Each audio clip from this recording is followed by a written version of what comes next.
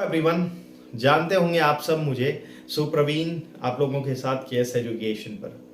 और आज हम लोग बात कर रहे हैं एक ऐसे टॉपिक पे जिस पे 2 से 3 नंबर स्टूडेंट का आता है और उस 2 से 3 नंबर को आप कैसे 27-28 तक पहुंचा सकते हो। बस ये हमारा फोकस है इस वीडियो में। एक ऐसा सेक्शनल टॉपिक जो हमारा इंग्लिश है, अगर हमारा उस पर अच्छा क्वालिफाई हो जाए या फिर अच्छा मार्क्स ऑब्टेंड हो जाए तो नो डाउट हमारा बैंकिंग का एग्जाम क्लियर हो जाएगा। आप सबको पता है कि बैंकिंग का एग्जाम और एसएससी के एग्जाम में क्या डिफरेंस है।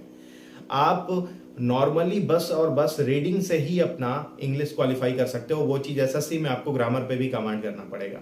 मैं ये नहीं बोल रहा हूं कि आपको ग्रामर कंप्लीट छोड़ देना है, बट ऑलमोस्ट आपका 80% कवर हो जाएगा ग्रामर से।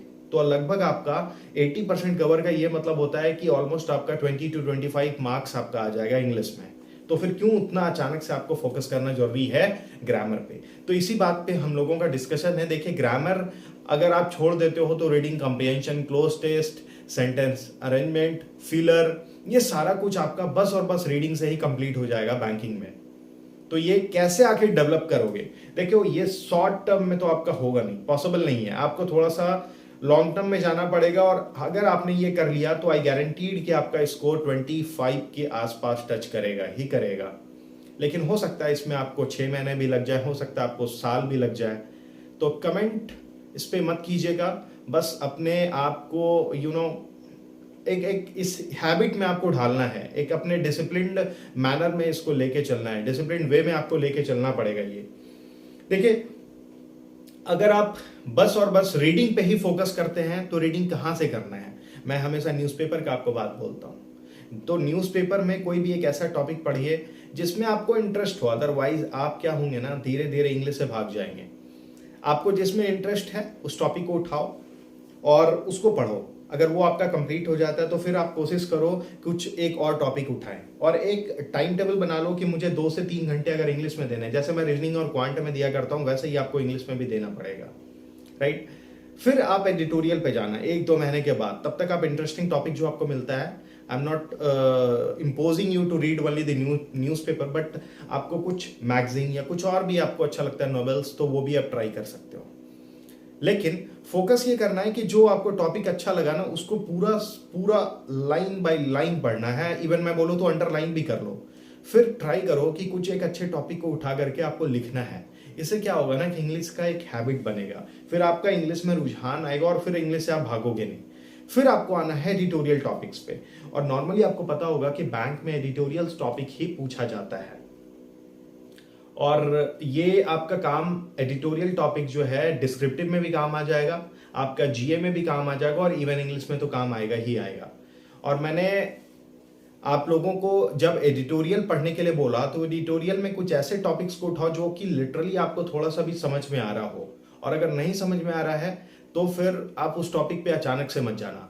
अब क्या करना है, धीरे धीरे जब रीडिंग हैबिट आपका डेवलप होगा तो फिर आपको आना है वोकैब पे। और देखो, नॉर्मली मैंने कैसे करा कि वोकैब्स जब न्यूज़पेपर पढ़ा करता था तो न्यूज़पेपर में क्या होता है ना कि जब आप 4-5 दिनों को कंटिन्यूटी में जब आ जाओगे तो 4-5 दिनों के बाद आपको सेम वर्ड दिखना स्टार्ट होगा, सेम फ्रेजेस दिखना स्टार्ट होगा। तो उस फ्रेजेस या उस वर्ड को आप नोट डाउन करना स्टार्ट करो कि एक पूरे दीवार पे लिखना स्टार्ट कर लें। एक A4 शीट ले लें, A4 शीट पे उसको आप नोट डाउन करो और जब कहीं घूमो या फिर वापस आ जाओ अपने कमरे में तो देखो उस चीज को, उस वर्ड को। तो वो क्या होता है, देखते देखते आपको धीरे धीरे वो दिमाग में कहीं ना कहीं सेटअप हो जाता है।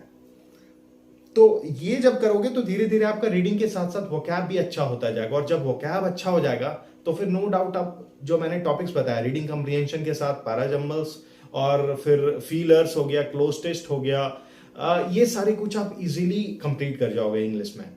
और फिर आपको कुछ एक समय के बाद ये पता चलेगा कि आपको नहीं भी आता है इंग्लिश, लेकिन फिर भी आप जब इंग्लिश में मॉक टेस्ट देते हो या फिर इंग्लिश में जब आप एग्जाम दे रहे हो तो आपको स्कोर अच्छा खासा आना स्टार्ट हो जाएगा। So this is the only way to increase your marks in the English section. अगर इसमें कोई शॉर्टकट आप ढूंढना चाहते हो तो देखो ये पॉसिबल नहीं है। और मैंने पहले भी बताया कि हम लोग अगर इंग्लिश में अच्छा स्कोर कर लें तो शायद हमारा एग्जाम ना बहुत इजीली क्वालिफाई होगा। देखना कोई कोई ऐसा स्टूडेंट होगा आपके एटमॉस्फेयर में या फिर आपके सराउंडिंग्स में जिसका कि रीजनिंग या क्वांट में अच्छा स्कोर नहीं आता होगा, लेकिन करंट अफेयर्स और इंग्लिश में अगर अच्छा स्कोर कर रहा है उसके बदौलत उसका स्कोर अच्छा हो जाता होगा। क्योंकि इंग्लिश एक ऐसा टॉपिक है जो कि बहुत लेस टाइम में आप बहुत अच्छा स्कोर कर सकते हो, और ये हैबिट अगर आपने डेवलप कर दिया ना तो फिर no one can stop you. और मैंने देखो नॉर्मली आपको क्या बोला कि फिर अगर आपका रीडिंग हैबिट अच्छा हो जाता तो फिर आपको थोड़ा बहुत ग्रामर पे फोकस करना होगा। ग्रामर पे क्या फोकस करना है, ग्रामर पे पूरा ही टॉपिक को यूज मत करो। आपको नॉर्मली टेंसेस आना चाहिए, वर्ब आ जाना चाहिए, एडवर्ब आ जाना चाहिए, प्रीपोजिशंस आ जाना चाहिए। ये कुछ अगर ऐसे टॉपिक हैं जिसको थोड़ा बहुत भी आप फोकस कर लोगे ना तो फिर जो एरर हो गया ये सारा चीज आप इजीली क्लियर कर लोगे। और अगर नहीं भी होता है, नहीं भी आप ग्रामर पोर्शन से टच कर पाते हो, तो आपका इंग्लिश पे इतना ज्यादा कमांड हो जाएगा कि एटलीस्ट बैंकिंग के इंग्लिश को आप इजीली क्लियर कर लोगे। अब देखना मेंस में क्या होता है कि प्री के लेवल को तो हम लोग बहुत इजीली टैगर कर लेते हैं, बट मेंस में हवा ही नहीं लगेगा। जैसे मैंने बोला ना कि द हिंदू आप किसी एक नए बच्चे को दे दोगे तो शायद उसका जो इंटरेस्ट है ना वही खत्म हो जाएगा। तो जब आप मेंस के पेपर को आप इंग्लिश को देखोगे मेंस में ना, तो आपको शायद समझ में नहीं आया, और यही समझ में नहीं आएगा कि कौन से क्वेश्चन को आपको अटेम्प्ट लेना चाहिए। और ये बस इंग्लिश के साथ नहीं, अब तो सारे ही सारे टॉपिक्स के साथ होता है। तो नॉर्मली उस लेवल के प्रिपरेशन में हमें अपने आप को पहुंचाना पड़ेगा जो हम लोग लिटरली मेंस में देखते हैं। और ये कब पॉसिबल है, जब आप डिफिकल्ट से डिफिकल्ट एडिटोरियल्स पढ़ो, ठीक है, और कोशिश ये करो कि उसको नोट डाउन करने का, ठीक है। जब जो एडिटोरियल बहुत अच्छा लगा ना उसको नोट डाउन करो, और उसमें जो भी आपको वोकैब्स मिलता है ना उस वोकैब्स को नोट डाउन करो, उसको डेली बेसिस पे एक बार रिवीजन करो। रिवीजन बहुत जरूरी है। अगर आप ये कोशिश करोगे ना कि बस हम डेली बेसिस पे पढ़ते जाए, जो वर्ड्स मिल रहा है उसको, ठीक है, तो काफी टाइम लग जाएगा। अगर हम लोग वोकैब धीरे धीरे अपना अच्छा करेंगे तो एडिटोरियल क्या बोल रहा है और उसमें क्या कह रहा है ये हमें समझना पड़ेगा। आजकल के टाइम पे रीडिंग कम्प्रिहेंशन भी इतना आसान नहीं रहा कि नॉर्मली आपको फर्स्ट अटेम्प्ट में ही सारा क्वेश्चंस मिल जाएगा। आपको पूरा का पूरा उसका थीम समझना होगा लिटरली, कि आखिर इस रीडिंग कम्प्रिहेंशन में बोला क्या जा रहा है। और अगर आप थीम समझ जाओगे तो पॉसिबल है कि आप उसको इजीली, जहां पर कि 10 नंबर का अगर रीडिंग कम्प्रिहेंशन है तो वहां से आप 7-8 नंबर इजीली ले आओगे।